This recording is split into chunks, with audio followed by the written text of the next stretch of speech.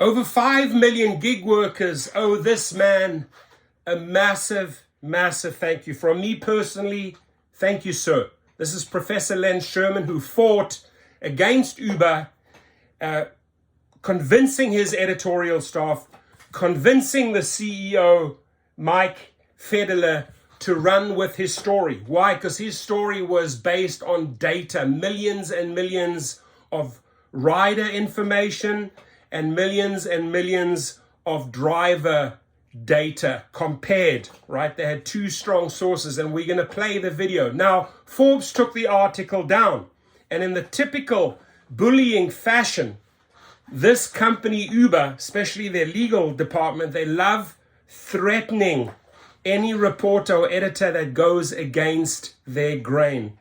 And I'll tell you a story firsthand. I packaged up a press release for a reporter in San Francisco a few years, exposing their referral scam, right? How they were taking from drivers.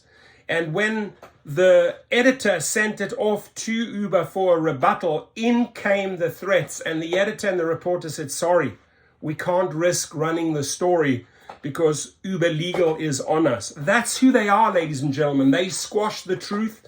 They hold us down. But in this case, David and Goliath, David prevailed and slapped Dara down. That big, fat, gig roach Dara. So let's dive straight in to the story, because the link is live again. And literally we had thousands and thousands of people in different social media outlets saying, why did they take this link down? Very obvious, because they did not want the truth to come out. Now, Truth 2.0, even more data to substantiate, to back his story. And again, Uber doesn't counter with their data because they're so damn secretive. In fact, they're so damn embarrassed to run that data, right? Because they know that a story like this on Forbes is going to affect their stock, is going to affect his credibility, because what he says to the outside world is not necessarily what this man does. He's a two-faced son of a bitch, my friends. And never forget that, right? The worst CEO in American history. CEO hides driver pay cuts to boost profits. By Sherman. Updated, December 15th. An earlier version of this article did not include a response from Uber, which was sent to me before initial publication. The article has since been updated to include, among other changes, acknowledgement of Uber's strong disagreement with my findings. They disagree. Comments by an Uber spokesperson about its ride-hail business, how the company reports driver pay, and the ways it measures its take rate based on global operations. To respond to Uber's concern that the original version lacks sufficient rigor in documenting my research, I have included a more detailed description of the sources and methods for my analysis, based on data from two analytics companies, Data and Gridwise, that have collected price and pay data from millions of trip records in the US. Millions. Uber is on a roll. Through the first 3 quarters of this year, Uber racked up over $2.8 billion in operating cash flow, while posting a 21% increase in global bookings. Investors have taken notice. Uber's stock price has more than doubled year to date. On his most recent earnings call, CEO Dara Khosrowshahi attributed Uber's success to the growth flywheel we built, coupled with rigorous cost discipline, enabling us to generate strong leverage to exit the year with tremendous momentum and reliable execution. But cutting through corporate speak, Dara, as he prefers to be called, failed to mention the biggest factor driving Uber's growing profitability. Dara has gone back to an old trick in Uber's playbook, cutting driver pay. But this time, with a clever change in how the company pays its US drivers, disguising yet another pay cut, and allowing Uber to take a much bigger cut of passenger fares for itself. Since taking the helm of Uber in August 2017, Dara has raised US ride-hail prices considerably faster than the rate of inflation while cutting driver pay during several periods, including the most recent quarter, despite soaring inflation in auto operating costs borne by Uber's millions of US drivers.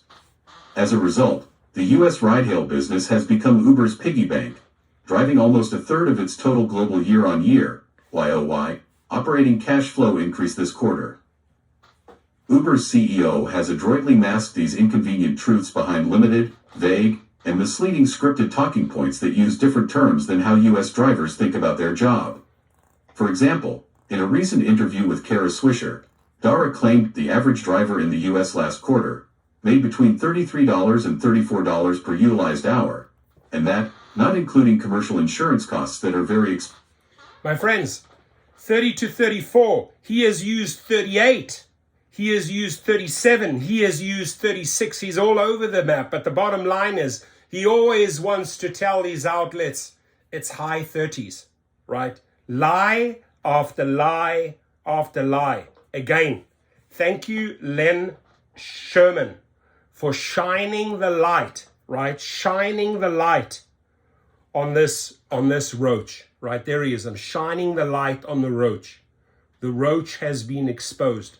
And what do roaches do, ladies and gentlemen? What do the Darakash of the world do? These cowards, they come out at night and they steal the food off your plate and they consume it. They take it away from you. And it doesn't matter how old or how stale that food is. Dara, the roach, will take anything. And when he gets exposed, he throws a fucking little tantrum, right? When his little pink panties get hung out on the line and show who he truly is by people like Professor Len Sherman, by Forbes that stand by the article. He throws a little tantrum, right? You and I know this article was taken down.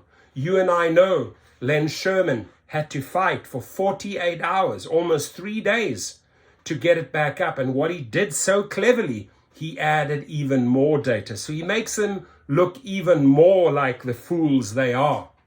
Namely, stealing money from drivers. And I can use that word without any repercussions because there's proof right there in New York, wage theft. They stole combined Uber and Lyft. And don't think that just Uber does this, Lyft does this as well. They stole $328 million. That's what they settled on. The number was far higher than that, ladies and gentlemen, just in New York alone. Can you imagine California? Can you imagine what they stole from Texas drivers? Can you imagine what they stole from Floridians? Can you imagine what they stole from Utah drivers, from New Mexico drivers, from New Jersey drivers, from Rhode Island drivers, from Carolinas, whether it's the South or North Carolina? They've been stealing and dipping into the cookie jar everywhere for a long, long time. This is who their leader is. And investors, this is who you are backing. A man that will not fight for driver safety and will not take care of the millions of people that bring. Just remember this, investor, what you put your money into. You put your money and your faith into a thief, right? Chief thief executive. That is who the investor. You got to go to bed at night knowing that you are fucking over millions of food delivery drivers and rideshare drivers with your investor dollars. And you're too afraid. You're too much of a damn coward, all these investors, to stand up against. Why? Because you're making money. But you're making money the unethical way. And it takes us, it takes the army and professors to expose your shenanigans. Shame on all of you, right? Shame on all of you for how you conduct business. Because that is not pure ethical business. That is corrupt thievery that you are engaging in. And karma is a son of a bitch, right? Karma is the biggest son of a bitch out of there. Our take rate, the amount of passenger fares that the company keeps for itself, is about 15%. But Dara's first statement dodges the fact that Uber decreased its U.S. driver pay per trip by nearly 12% YoY in Q3 2023, and grossly overstates, by more than double, what drivers can expect to be paid per working hour, net of high and increasing operating expenses. As for Dara's second statement, by the same definition most drivers in Lyft have used for years, I estimate that Uber's U.S. ride-hail take rate in Q3 2023 was 40%, not 15%. Lyft recently reported that its Q3 2023 North American take rate was 33%. Discrepancies of this magnitude are discouraging because Dara's recent statements are the only pay, price or take rate metrics Uber has chosen to disclose about its U.S. mobility business. Historically, Uber has only reported mobility take rates on a global basis, and it has never disclosed trend data on its U.S. rideshare driver pay or prices in the U.S., its largest revenue business unit. Fortunately, two data analytics companies, Upit Data and Gridwise, have been tracking U.S. gig company operations for years, based on millions of Uber trip records Millions, compiled ladies from and consumer gentlemen. email receipt data and ride-hail driver pay records in the US. These large-scale databases enable an independent, credible assessment of Uber's pricing and pay trends. So let's dive in to see how Uber's CEO has finally begun to generate positive operating cash flow in a company with the dubious distinction of having lost more money than any startup in history. Prepping for an IPO. Dara was hired by Uber's board to replace embattled co-founder, CEO Travis Kalanick in August 2017, Kalanick, not with a top Kalanick. priority to prepare the company for an IPO that would lock in sizable returns for early investors. It was a tall order, as the new CEO faced three daunting challenges. A toxic, demoralized corporate culture. $10 billion of accumulated and deepening losses. Unrest in Uber's driver community, upset by pay cuts during the Kalanick era and wary of a new, 2016, upfront price policy giving the company wide discretion in setting U.S. passenger prices while keeping driver pay on a per-mile and per-minute rate card. Dara moved aggressively to clean up the toxic culture he inherited with a promise to do the right thing, period, while striving to trim Uber's prodigious burn rate. The upfront pricing policy Dara inherited allowed him to raise Uber's U.S. passenger fares on a sustained basis for the first time in the company's history. While Uber's average price per trip in the U.S. had declined by 18% during Kalanick's last 2 years as CEO, according to data from credit card transaction analysis firm Second Measure, Dara quickly instituted rider price hikes that have characterized his CEO tenure ever since. The figure below reflects Uber's average ride-hail price per trip across all services, net of tips, provided by Yippit data. To further improve profit margins, Dara continued Kalanick's policy of driver-based pay rate cuts through 2022, even as drivers were experiencing sharply rising costs of car ownership and operation. To be sure, Uber also uses a variety of bonuses and incentives to supplement driver-based pay, particularly during periods of supply-demand imbalance, but base pay rates have always served as an important and guaranteed pay floor for Uber drivers, rather than temporary and hard-to-predict bonuses. Managing through the pandemic. Uber IPO'd in May 2019, and less than a year later, the pandemic catastrophically collapsed its ride-hail business, cutting trips in the U.S. on Uber's platform in April 2020 by 85% from just 6 months earlier. But in retrospect, Dara's adept management through tragic circumstances turned the pandemic into a blessing in disguise for the company's business, giving Uber cover to raise its U.S. ride-hail prices by an additional 40%, from which they've never retreated, providing a significant boost to Uber Eats' U.S. business, even as they were being out-hustled by DoorDash, forcing an overdue headcount reduction, cuts in corporate G&A expenses, and divestitures of non-core, unprofitable businesses. While these actions helped narrow Uber's losses as the pandemic receded, Dara began to face urgent investor demands for profitability as the Fed reversed its zero interest rate policy in 2022. Saddled with a stock price 45% below its IPO listing level, Dara drafted a memo to Uber staff in May 2022, committing the company to rein in costs in the face of a seismic shift in financial markets. Meeting the moment means making trade-offs, Dara wrote, adding, "We have to make sure our unit economics work before we go big." Pivoting to profitability. Over the ensuing year, Dara delivered on his promise. In Q3 2023, Uber more than doubled its global operating cash flow to nearly $1 billion, driven in large part by substantial cuts in U.S. ride-hail driver pay per trip, by 11.9% YoY, according to Gridwise data. Uber's most recent pay cut was enabled by a new pay policy called Upfront Fares Plus Destination, UFD, which Uber began rolling out in the U.S. late last year. Like its 2016 upfront passenger pricing predecessor, UFD decouples driver-based pay from time and distance rate cards, relying instead on an AI-powered algorithm that sets overall upfront pay for each trip based on a number of unspecified factors, including time and distance. To be sure, there are a number of driver benefits associated with Uber's UFD policy. For the first time, drivers get upfront information on the passenger's destination address, predicted trip time and distance, including to the pickup point, and pay amount. But in practice, drivers also face daunting challenges dealing with Uber's algorithmic pricing management platform. Drivers have only seconds to respond to trip offers, with the fear, fueled by anecdotal evidence, that refusing too many trips may put them in a penalty box of unknown duration, ghosted from receiving additional offers. Moreover, when an Uber driver does refuse an unattractive offer, other drivers are then allowed to bid for the same trip.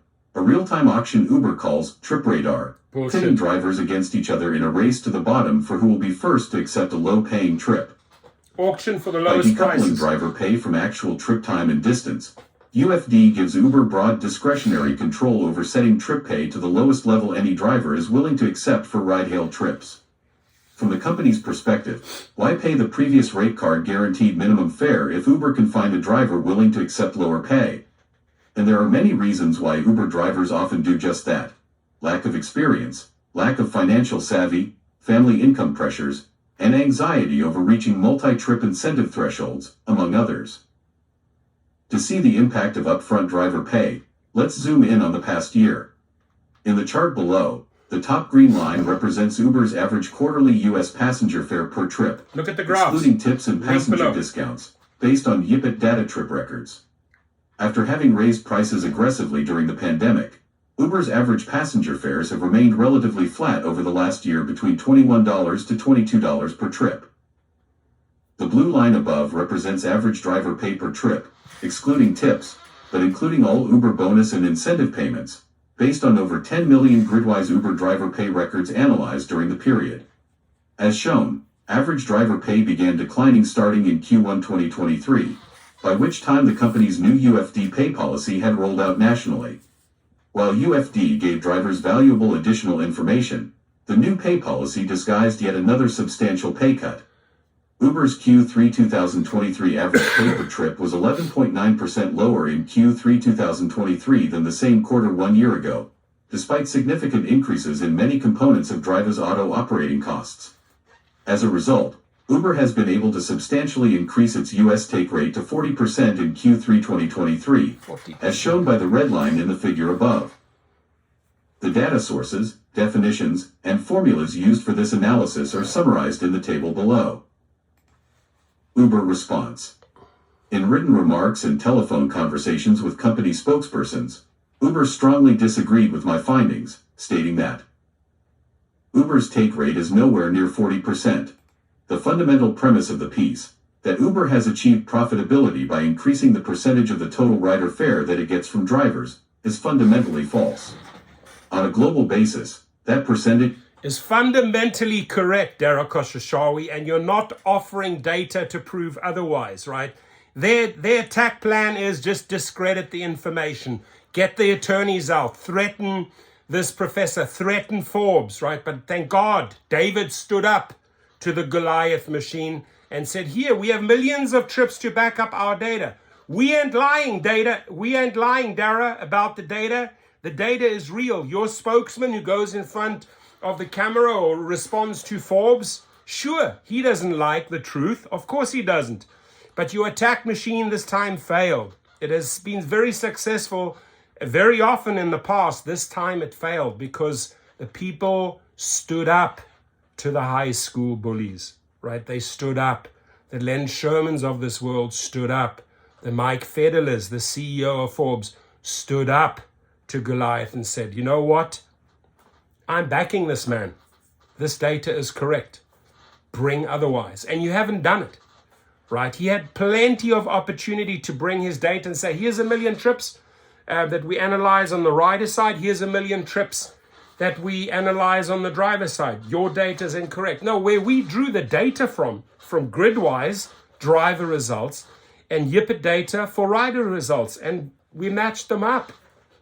So thank you, Len Sherman, for standing up against this bully, right? It's articles like this, again, ladies and gentlemen, Twitter, Facebook groups, get it out there, right? My last video, the first article that they ran, that Dara Khosrowshahi attack, that was taken down. The link was taken down. I showed you the proof, right? At 10,000 views. That's only 10,000 views on my video. How many times did that article get passed around, that link, until it went silent, until they ghosted it? They had to, because the attack machine said, hang on, we'll come after you legally. But he fought back with even more data and said, Bring me your data, Dara Khosrowshahi, because I know you're too afraid to show the outside world what you are taking from riders and what you are paying drivers. You're too afraid to reveal the truth. That is why we had to bring the truth. And I'm telling you, ladies and gentlemen, we need to collectively keep on shining the light on Gig Roach Dara. It's the only way. It's the only way to expose this fool is to use social media. So again, share the article. If you don't want to share the video, at least share the article link. It is live again. Now there's no turning back, right? We won. We won this round. 5 million gig workers won this round, thanks to a courageous man who stood up against the Goliath machine. That's all I can say. And if you want to prove otherwise, Dara, come on my show. You're too much of a fucking coward to come on the show and show us real data. You're a coward. That's who you are. Investors hired a coward to fudge the numbers. We know it. Quick shout out to Van True before we continue the article. This is the new Sonnet 1 Pro. It's voice activated. I am the biggest fan of Van True, ladies and gentlemen. Huge fan, right? The N4 Pro, now the Sonnet voice activated. So I'll be doing a standalone video on that. It's the best dash cam out there. Q3 2023 was 21%, lower than what we publicly reported in Q3 2019 and for full year 2018. We don't publicly report a US and Canada only take rate, but I can confirm that it's in fact lower than the 33% lens cited for Lyft, and nowhere near the 40% that was wrongly attributed to Uber without any apparent substantiation. Uber further stated that, when we first launched upfront fares in some cities in the US last year, we compared driver earnings to similar cities that still had fixed time and distance rates for drivers. We did not see a significant change in per-trip earnings, but we did see an increase in the number of driving hours, suggesting drivers appreciated the changes made. As drivers know, earnings on Uber vary as marketplace conditions change. At the conclusion of this article, I advocate for Uber to be more transparent about its business practices that vitally affect millions of passengers and drivers in the company's life. Let's listen carefully to what he said a minute ago, right?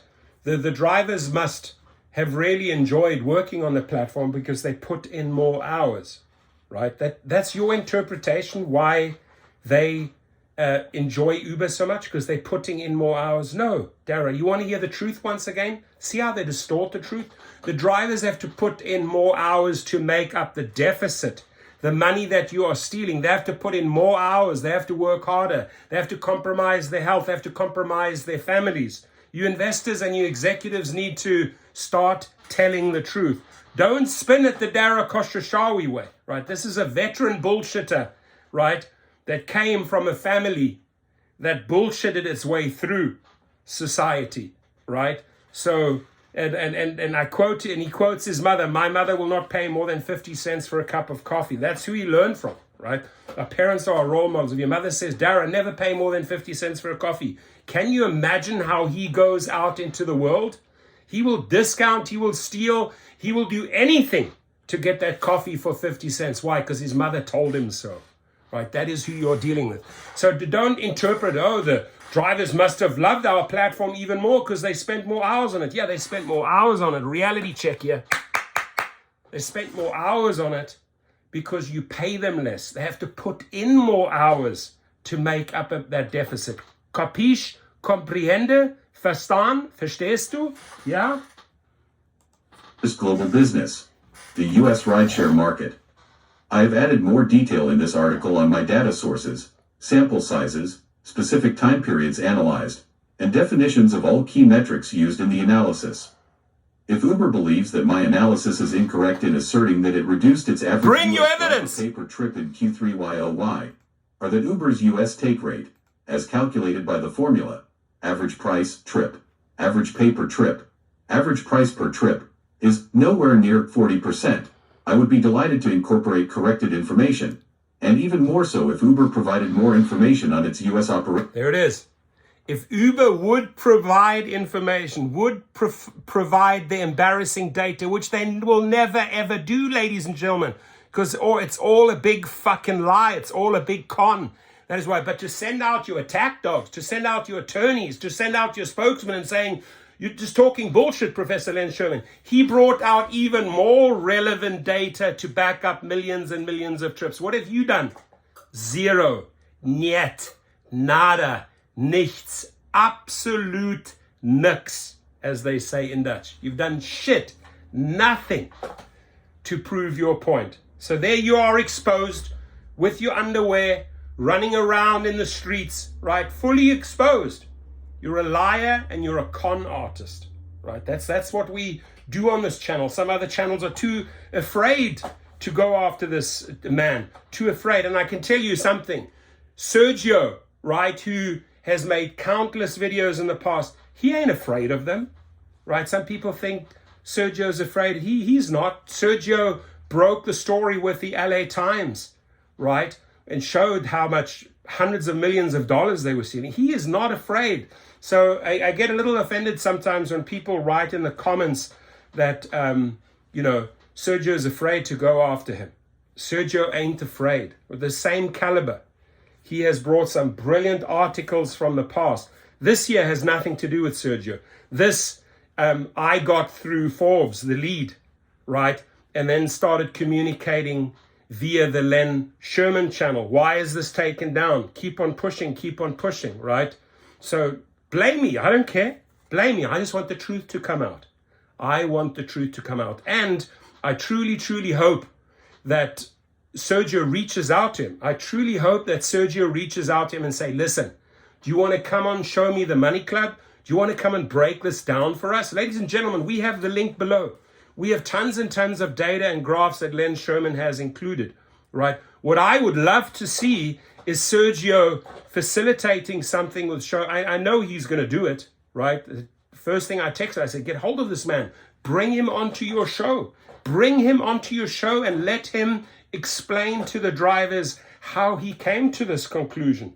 Why don't you interview Len Sherman, Sergio, and find out what happened behind the scenes, right? This is a good one.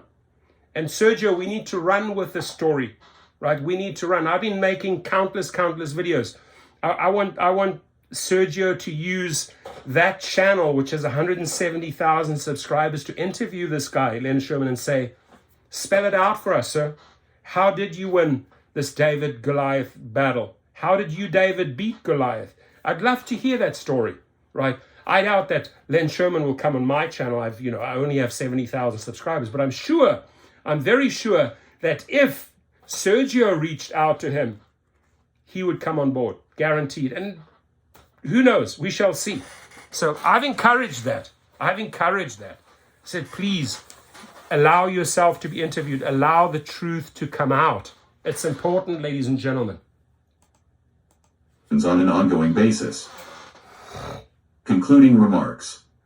Uber presciently predicted trading off driver pain for shareholder gain in its 2019 S1 IPO filing.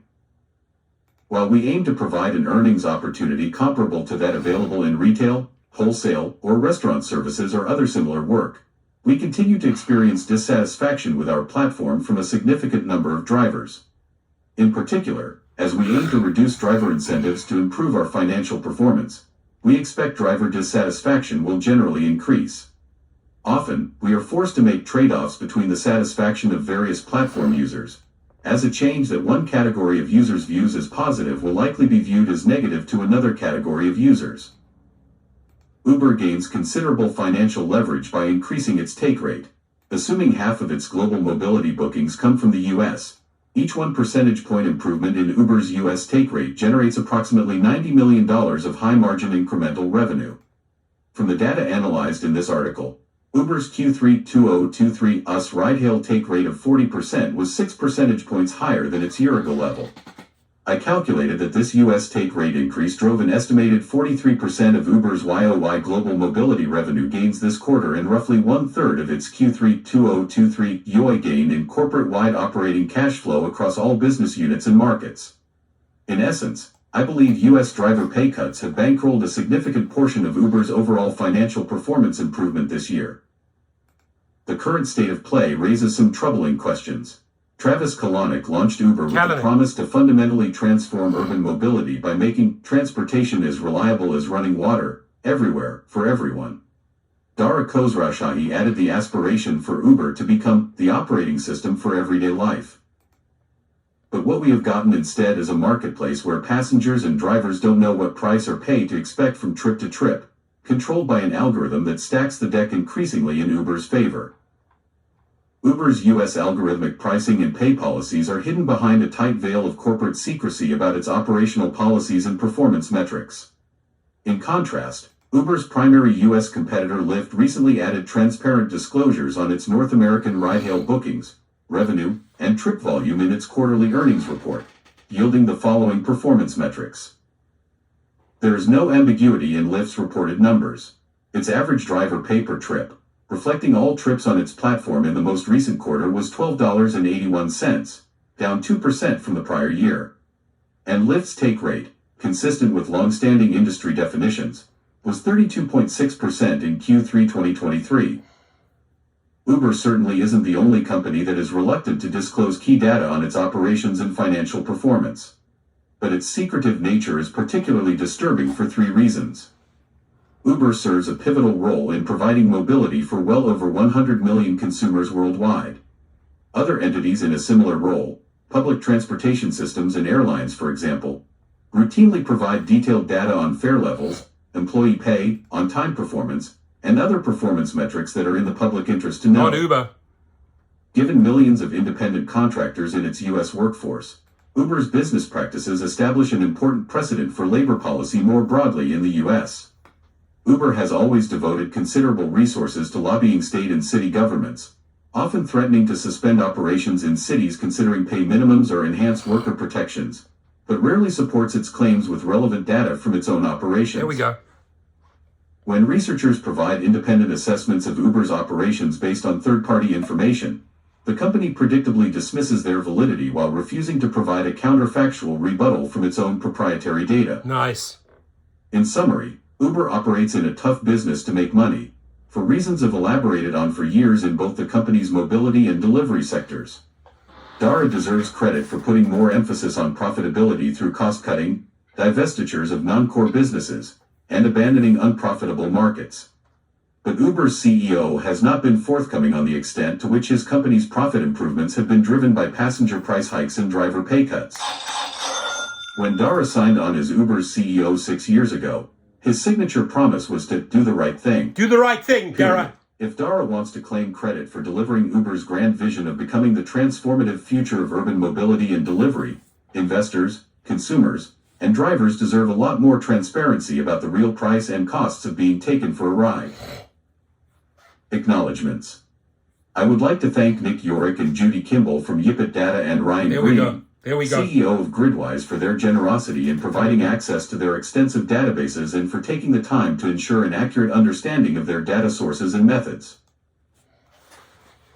Yipit Data, Gridwise, supplying millions of trips. Why should that data lie? Millions upon millions of rider data handed over, analyzed, millions and millions of pieces of data what drivers receive. And this fool here, ladies and gentlemen, this roach here says, no, your data is wrong. And guess what? I'm going to end it with this, Dara. Until you show up at the party and prove otherwise and put your data in front of us, we can't believe you, right? And when drivers look back, just look back in history, what this company has done, from referral theft, from wage theft, from tipping theft, right? This is how these guys want to fudge the numbers. This is how these guys want to operate. Stand up, drivers. Stand up and fight. Join unions, join associations, turn to the most powerful machine out there, social media. Repeat these, push these, recircle, retweet, whatever you need to do. Push these articles out, drop the links, drop the video links all over the show, so we can keep on shining the light, right? Shining the light on the biggest gig roach of them all, Dara Khosrowshahi. And let's get that hashtag viral, man. I've seen a lot of hashtag gig roach. Every person that has watched this up to the 35-minute mark, please go out there and wherever you repost this, wherever you make a comment, hashtag gig roach. That is how we are going to brand this man. The biggest gig roach, cockroach of the gig industry. Your comments, please. Thank you, Professor Len Sherman. Thank you, Forbes CEO Mike Federer, for running with the story. Thank you for standing up to the corrupt Uber machine. Everyone, God bless.